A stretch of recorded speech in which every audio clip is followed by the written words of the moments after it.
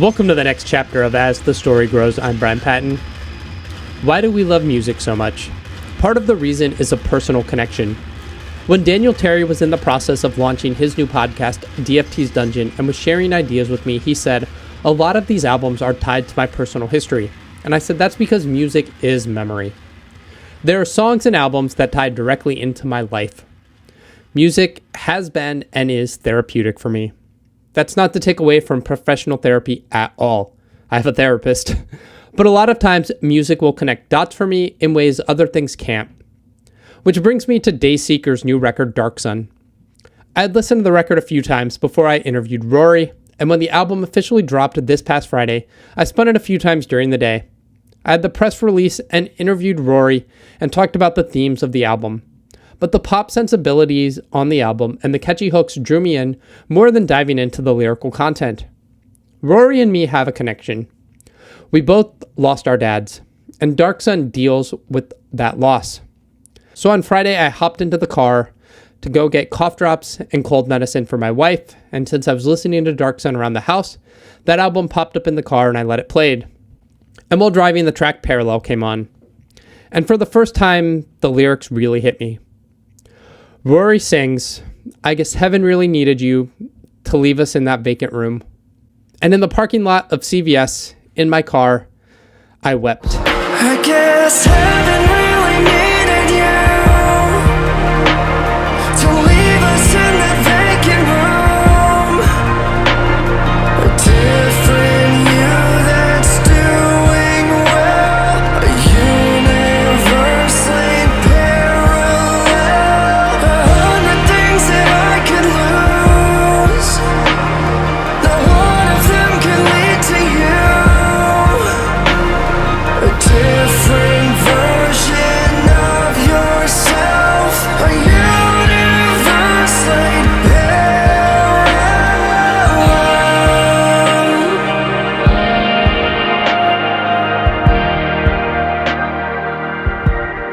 And the feelings of loss and grief hit me fresh again, and in an instant, Parallel imprinted itself in my soul and became a part of my life soundtrack. And that's why music is so important to me. Today we welcome Rory Rodriguez from Dayseeker to the podcast. Dayseeker's incredible new album, Dark Sun, was released last Friday on Spinefarm Records. Dayseeker's a band ready to explode and be the next big thing in music. Rory and I talk about the musical evolution, the ups and downs of growing up, loss, fatherhood, and more. This was one of those joyful conversations that make me love doing this podcast, so I hope you enjoyed this week's chat with Rory Rodriguez from Dayseeker. Dreamstate.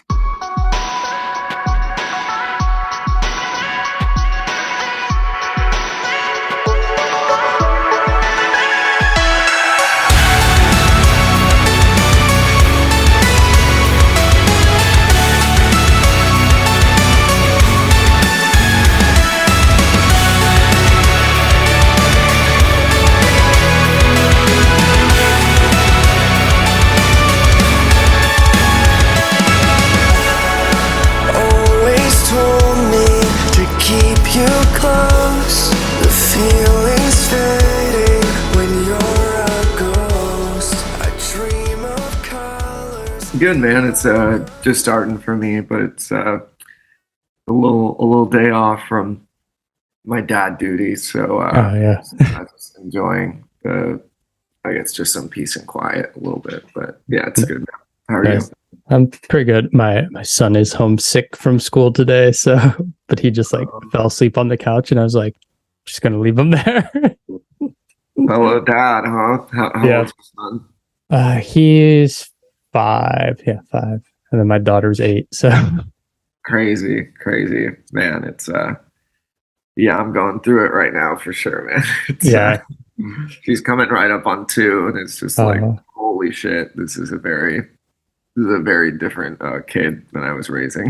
That's right. The thick of it. Yeah, man. Yeah. Oh man. Well, yeah. Thanks for taking the time to chat. I appreciate it. Yeah, no worries, man. I listened to the new record yesterday, and it's fucking great.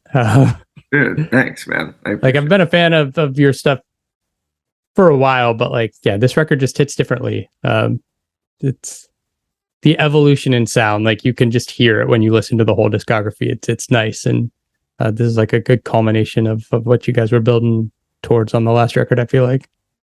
Dude, thanks, man. That's funny. I was just with our producer, Dan Bronstein, yesterday, and we were kind of like building our set for our upcoming tour with Bad Omens, and then we were just talking about like other bands that he's working with, and just like how like we were lucky enough to work with Dan, and I feel like he really helped us kind of like target a sound that we wanted, but he also like it's funny you said that, because he like specifically he said something like what was really exciting for him as a producer is like helping bands like reinvent themselves, and like hearing like their evolution in a song. Like he's like, I think that's like why we found success recently over the last couple of years. And I think it was like the same thing for like he works with a Spirit Box too. I feel like it was kind of the same thing for them, where like I don't know, man, he's just great to work with, and I feel like he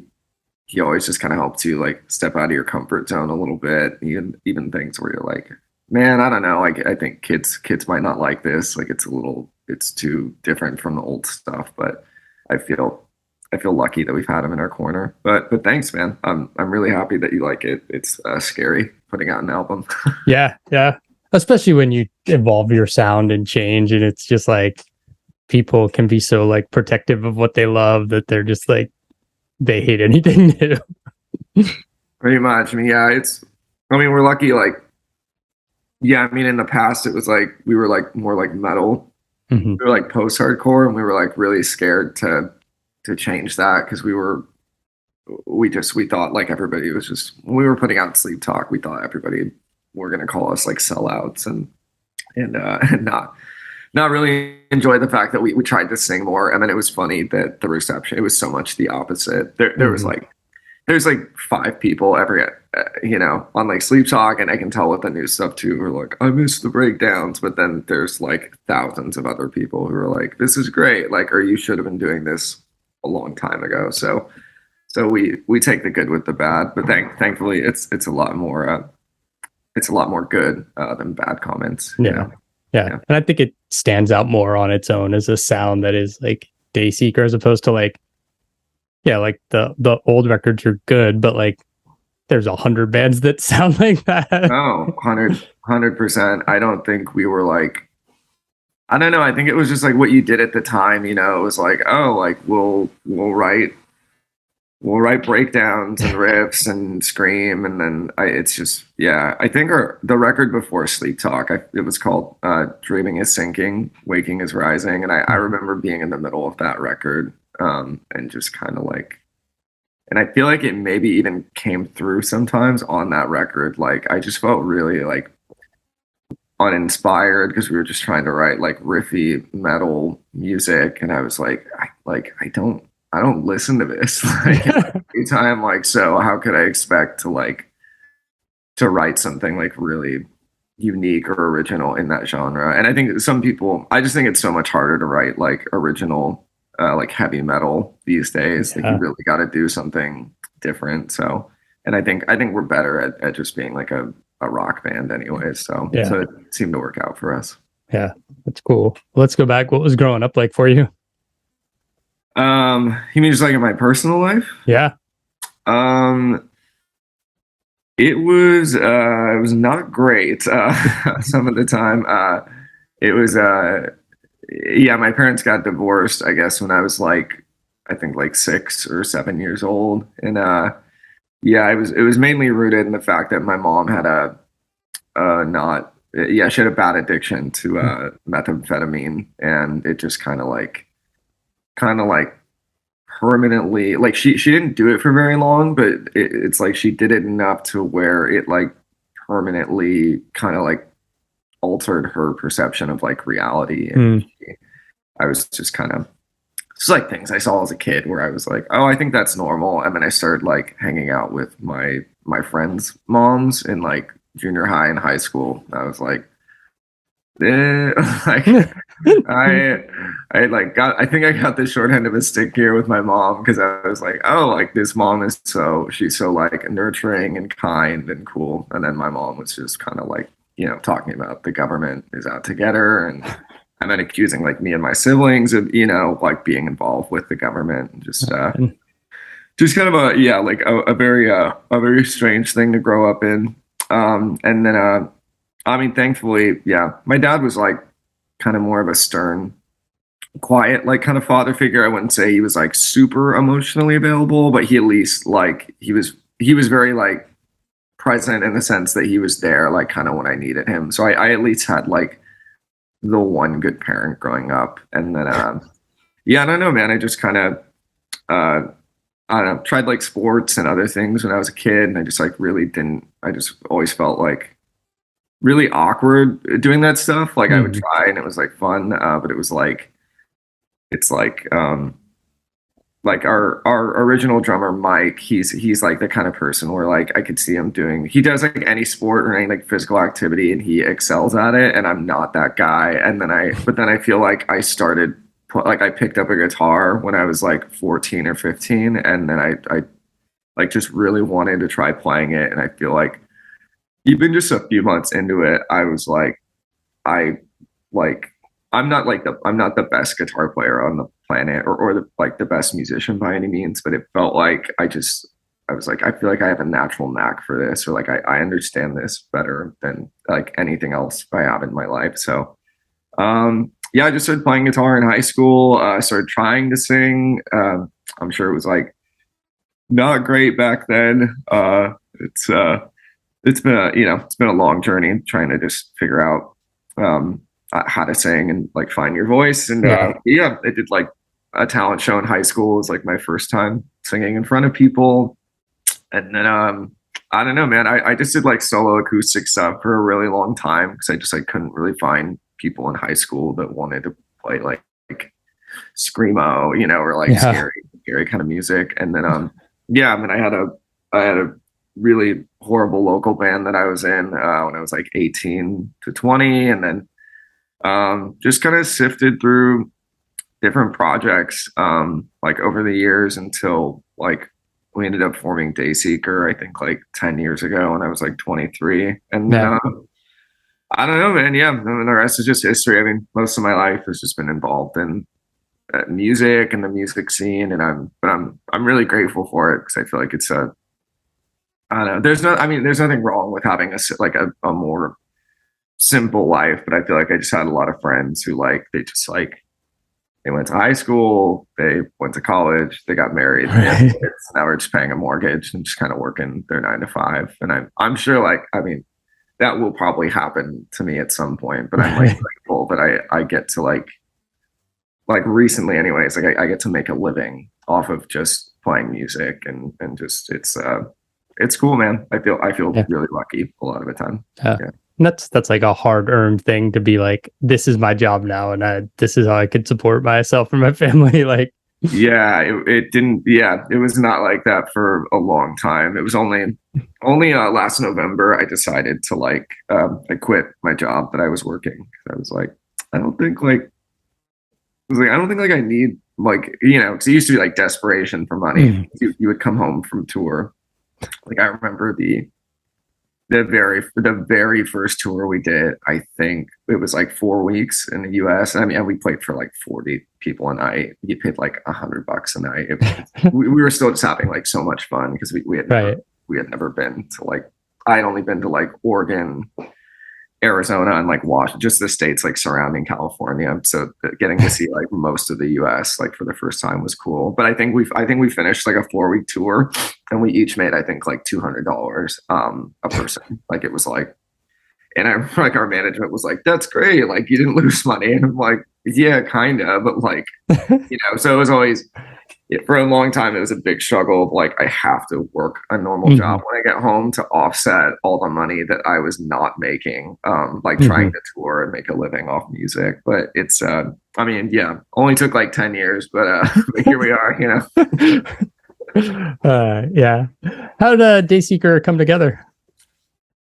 Yeah, I was in a local band out of Orange County called Arms Like Yours. And then there was this other band based out of Los Angeles called Southern Lights. And we got booked to do what was referred to as like a weekend warrior with them, where it was just basically like, it's like you'd play like San Diego, Orange County, and then you'd go to like Phoenix in Arizona, maybe like Vegas, Nevada. You'd play like 4 shows on a weekend, and it was like a little taste of touring. But we played some shows with these guys in Southern Lights and just hit it off like really well as friends, and stayed in contact. And then they ended up, I could kind of tell with the band I was in, like we put out an EP that did really well in the local scene, and then we did another one where we tried to be more like Oceana or Thricey, and I could tell that like we kind of like lost some people. Like I thought it was cool at the time, but I think we lost people because it wasn't just like generic like shitty music. And, but anyways, I could tell that our band was kind of dipping a little bit in popularity, and theirs seemed to be thriving. And so they had a few spots open up in their band, and they offered me and another guy, our original lead guitar player, to join Southern Lights. We were in Southern Lights for a minute, and they actually had a different singer, so I was just screaming at the time. And it's interesting because I was actually I was probably going to leave the band to form Dayseeker, because I was just like, I don't like screaming that much, and I feel like I have a lot to offer vocally, and I feel like I'm being kind of like underutilized in this project. But then the singer of Southern Lights, shortly after we had joined, ended up confessing that like he didn't really want to do music anymore. So it was funny actually, because some of the guys, they had built the name Southern Lights and they wanted to keep it, and then just have me step in as the like full-time singer. And I was just kind of like, I don't want to like take on somebody else's identity or just do it. Because in that other band, Arms Like Yours, I had done that where I replaced a guy, and then I just had to deal with people going like, the old singer was better, or just like constant comparison. And so yeah, we ended up, it was just basically both of our bands died, and then we came together and formed Dayseeker. So yeah. Nice. Where'd the name come from? Yeah, I wish it meant something. It really doesn't. We had written like half of our first album, and we just like really needed a name, and we could not think of anything. And we had a whiteboard in our rehearsal space, and we were just kind of losing our minds. So at some point we just started writing down different album names or song titles that we thought were cool, and we just started kind of like mix and matching. So it's really funny because I think I don't know why Day was on there. It might have been because of like Daybreaker by Architects or something. But then it's funny now because now our he's like our touring drummer right now. His name's Zach. He's from O Sleeper. They had a song called End Seekers, and that was somewhere on the whiteboard, and we were just kind of throwing words together like blank seeker, blah, blah, blah. And then I think Dayseeker went there. And it was just like the one that we all hated the least. Yeah. So it was just kind of like, honestly, nobody was like, ooh, like that's like, I hear band names sometimes. Like I remember like Glass Cloud. I thought it was like a sick band name. It's just, you hear those names. It's like, wow, like I wish I thought of that. That wasn't what Dayseeker was. It was like, it's fine, I guess. And then it's just, it is what it is now. It's like you start to realize, I mean, there's bands like Foo Fighters or Goo Goo Dolls. Like it doesn't matter. It's like, I think people, it's like, yeah, they attach like how cool your name is with like how good the music is. I think at the end of the day. So it is what it is, you know? Right. It's like Metallica is like a whatever band name when you really think about it, but they're the fucking biggest metal band in the world. So yeah, no kidding. Yeah. How'd you guys end up on In Vogue? We had I don't remember how, but we got approached by a guy to manage us a long time ago, and then he was, I guess, friends with Nick Moore, who owned In Vogue Records, and so at the time it was like it was like getting signed was like, you know, like a big deal, or it felt like it at the time. So Yeah. he was able to get a contract offered to us, which is, I mean, it's funny because I mean, so it's no disrespect to In Vogue, it's an indie label, but I mean, man, they give you like, when you don't have a lot of like bargaining power in a situation like that. I mean, like your budget, I think our budget for our first record was like $2,500, which is like nothing to ask somebody to record like 10 songs on a record for you. But yeah, we just we met him through management, and he's a good dude though, man. You gotta respect your humble beginnings, you know. Yeah. And then what led you guys to Spinefarm? Yeah, they're yeah, he's our A&R now, Darren. Super nice guy. He I don't know, he was a fan of the band, and I feel like he saw a lot of potential in us, and so they were kind enough to where they actually bought us out of we were supposed to do three records with In Vogue, and we had done two, and they offered to buy us out of our contract with In Vogue. So it was like what should have been our third record with In Vogue ended up being our first record with Spinefarm. So, that was a Dreaming is Sinking record, but it was yeah, we got lucky, and we've had a good. I think it took a minute to kind of take. I think Sleeptalk was kind of when we noticed things like it kind of took a turn for the better for our band. But yeah, I feel like Spinefarm is a big part of that for sure. Nice. Yeah, you guys released Sleeptalk September of 2019, so you got the record out before the pandemic. But I imagine you guys had big 2020 plans that got fucked up, right? Yeah, we were just starting. Like, we put that record out, and then we were just kind of like, oh, like these live shows are like they're different now. Like they're very like in a good way. And so yeah, it was pretty sad to had to have that taken away. But it also I feel like it allowed like our record to kind of like marinate a little bit in the scene, sort of. Like I feel like by the time we came back, like post pandemic, it was like even better than it was before. So we were kind of like, I mean, like horrible not to be able to tour for like a year and a half, but it's I don't know, man. It worked really well for us. I feel like a lot of people were like depressed, and I think they used that record maybe to cope. So I feel like I had a lot of people tell me it was like their quarantine record, you know. Nice. So it's what it is, you know. The blood stains on my hands, a 3-year one night stand. Love is bitter when it's bad. Lying next to me in bed, say your name under my breath. It's toxic, the same dance. Our feet firm in quicksand. Love is bitter when I see how much I can make you bleed till you feel like you're deceased. Sleep talk. Into the night, I drink and drive. Anything that help me let go.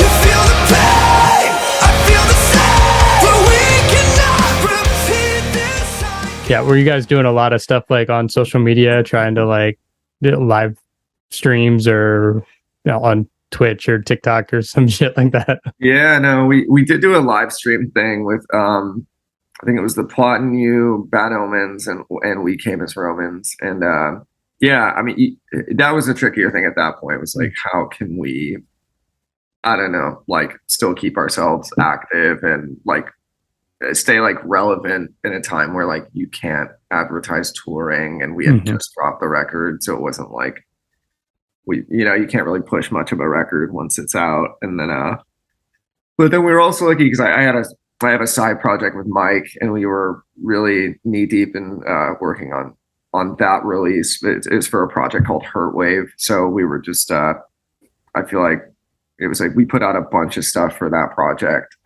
during the pandemic. And again, like I think because music was just so dead, we had a lot of people check that out too. So it's we tried our best, man, but it was tough. Yeah. At what point along the way did you guys turn your attention to writing new material? We waited a while, man. It was I want to say, man, it's funny because I have a video of me holding my daughter, and she's like she must have been only like 5 or 6 months old, and she was at the studio with me, and I can hear that we were working on the instrumental for Neon Grave, and I think that was like a year and 3 months ago, and so we spent like the better part of a year working on the newest album, and I think it's because we were kind of like we just you're usually on like a 2-year cycle typically for albums, but our label kind of started asking us about it around like a year and a half after Sleep Talk had come out, and we barely got to do like one tour playing like songs off this album, and it's like we just didn't want to rush to put out another album and then like not give like the proper attention that those songs deserved. So we kind of held off too, and I mean, people liked that record so much anyways. It was like, I think it worked out that way too. And I think it was like, they were so like hungry for like new music that when we put out like Neon Grave and like Without Me, I think people were excited because we made them wait a long time. But it's, I don't know. Yeah. But I mean, yeah. So I guess probably like a year and 4 months ago was when we started working on new music, but it was also kind of like, it was why we did that Sleep Talk tour too. So we had like a proper, like played that album in full, and like now we can like, I mean, we're still going to play like a good amount of songs off that album on like the Bad Omens tour. But I think it's like a half split where we're doing like I think like 4 songs off Sleep Talk and then 4 songs off our new record. So it's, yeah, I mean, it's exciting, man. It's cool to play new music and hope people don't hate it, you know.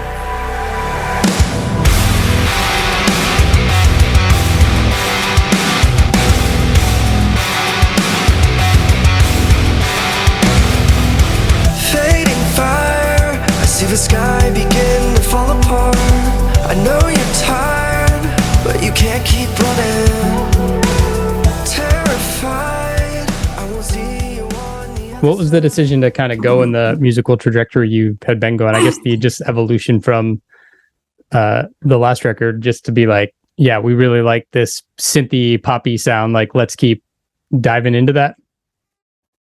I don't know, man. I think it's kind of like it's like a if it ain't broken, don't fix it thing. I think we leaned into it a little bit more, like this new, like I feel like Sleep Talk to me still felt like we were trying to be like post-hardcore, like metal here and there, and I feel like on this new album, to me, it feels more like just like a rock record. Like even the heavier parts, they're not like chuggy breakdowns. They're more like rock riffing kind of thing. So right, you still got a little screaming on there, but nothing like crazy, like not like Lorna Shore over there. I don't know. I think it's not. I mean, I think like if you liked Sleep Talk, you'll probably like the new album, but it's also like it just. I guess we felt like comfortable that we didn't have to like kind of like keep writing like metal or trying to appease those people, because it felt like they were with us if we wanted to be a softer band anyways. And so I think we leaned a little bit more into like the 80s style on some tracks. But I mean, I guess, yeah, like you pause sometimes and you're like, because I really like bands like The Midnight, like FM84. It's like these cool like synth wave, retro wave. And like, I feel it's just funny. I don't feel like there's a lot of bands in our genre who are like attempting to like really lean into that style but still be like a rock band. Like you're either like a synthwave project or you're like a metal band. But so I don't know if we like kind of tapped like into a market that hadn't really been like explored yet, but and I guess we'll see, you know, how it keeps going on like the next releases, because we don't want to get like predictable or like monotonous. But I think I don't know, it seemed like people liked that kind of style so much. But I think we went into it knowing like we're not going to try something crazy different here. Like we feel like pop structured writing works really well for our band, and we're just going to try and do that like as best as we can. And I feel like we we were just like really mindful of that when we were writing the new record, just to try and make sure it's like they're just all good songs that are like catchy, have good hooks, good structuring, and I'm proud of how it came out. I don't want to lie. You can't tell the truth, so it's over. I don't love you anymore.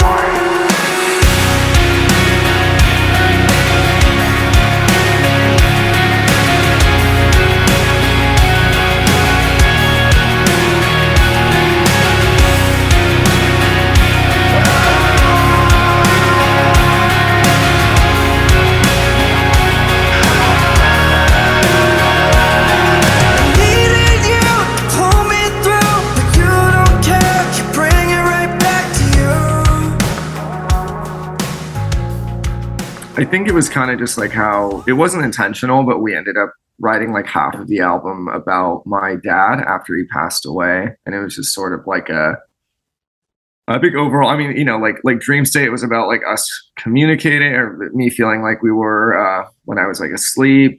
You know, there was just kind of all these different themes going on in a lot of the songs about my dad. But I feel like Dark Sun was a very like encapsulating like phrase, I guess, for what it felt, because I don't know, it like, I mean, people have passed away in my life, but just usually like distant relatives or things like that, where I'm like, damn, like that's heavy, but it wasn't like soul crushing, like you know, like yeah, you know, especially because it's like I mean, you know, I don't wish anything poor upon my mother, but it is just kind of, it's like, damn, it's like my dad was like he was like my regular, and then now like my mom is like still alive, you know, but our relationship is it's not like volatile or anything, but like I'm not as close with her as I was with my dad, so it's kind of it's I guess yeah, I felt kind of like metaphorically, you know, a Dark Sun is kind of just like, it's like after my dad died, like the sun kind of burned out, you know, like it's just kind of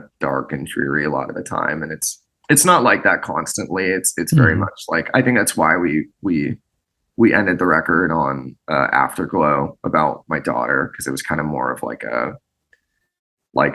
not uplifting, but it was like more of a positive song than what we usually do. But I feel like that was important to like just not end the record on a really dark and sad note, because she is like she's a great, like, I don't know, like, because she was in the room with us even like when my dad was in hospice for like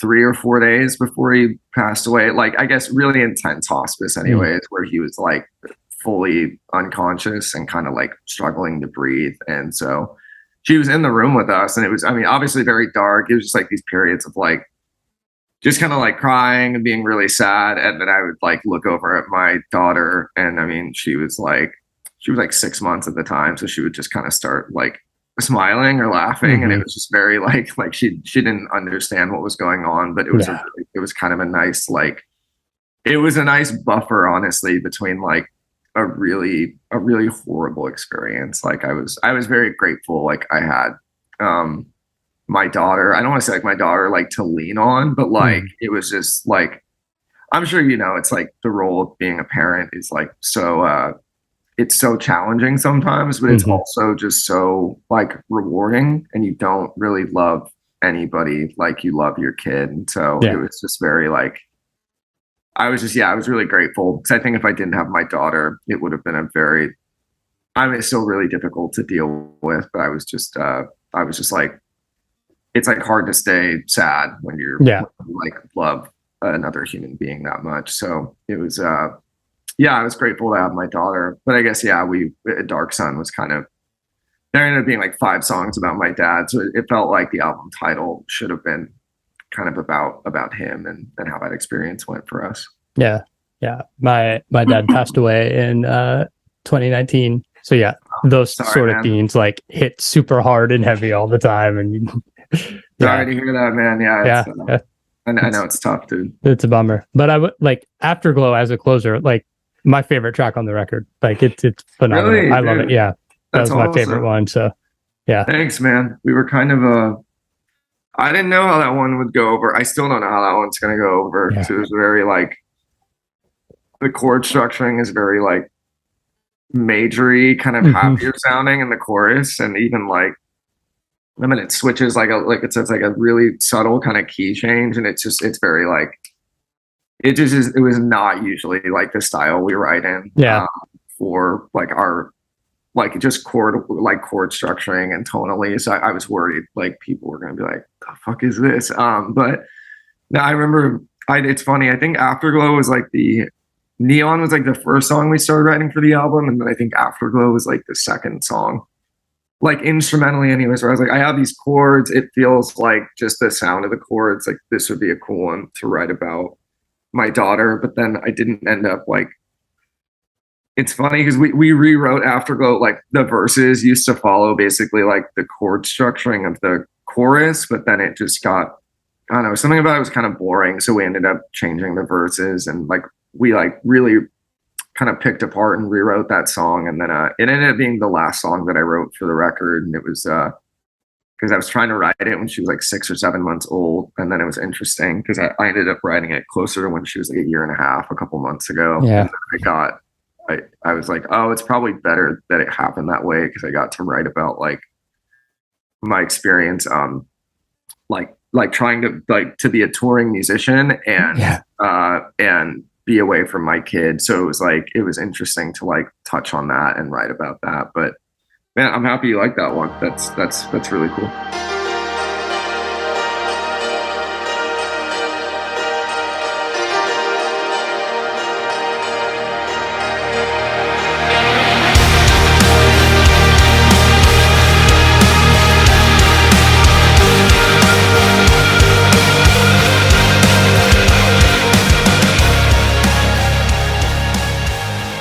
You guys got this tour coming up, and I don't know if that takes you through the end of this year and you settle down for the holidays, but what's the future look like for Dayseeker?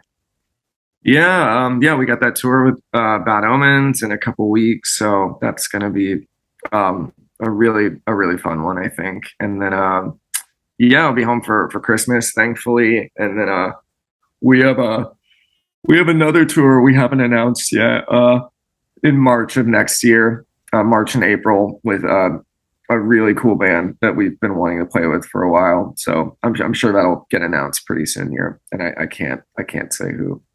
They are Canadian though, so but we're hitting like a lot of parts of Canada like we've never been to before. So just that, and then I don't know, just gonna keep pushing this album coming out in a couple weeks, and just hope people don't hate it, you know.